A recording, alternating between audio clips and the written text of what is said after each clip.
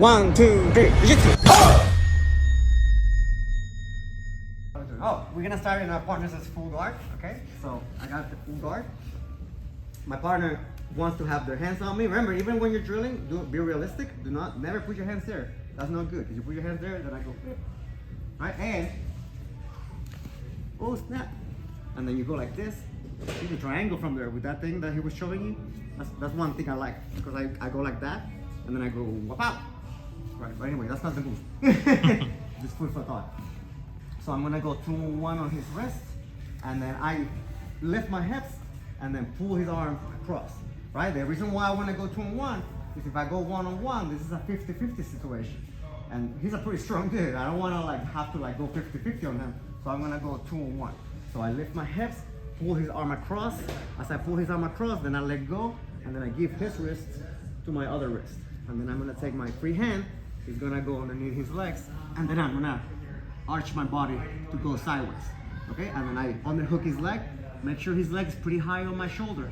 And then I'm gonna swing my legs. I swing my leg down, and then this leg is gonna come up, down and up.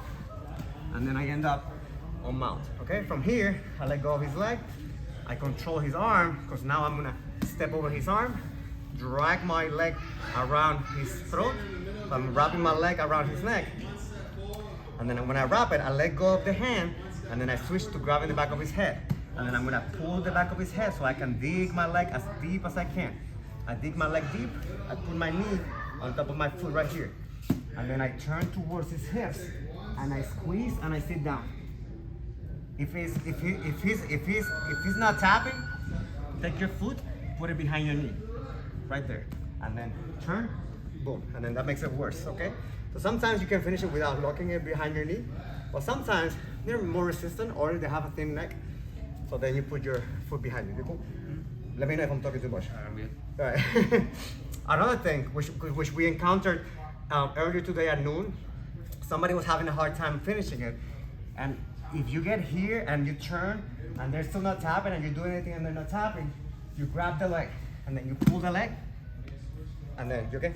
Yeah. And then that makes it worse too, right? So if you grab the leg, Doesn't matter which leg or...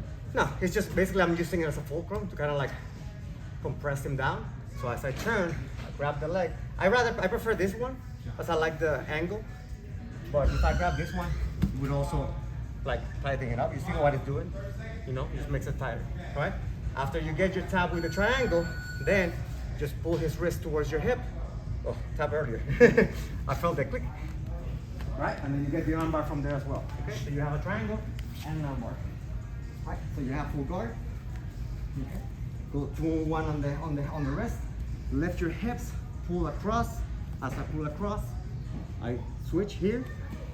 I take my arm, goes deep, underhook the leg, arch my body, swing my legs, and then I come up.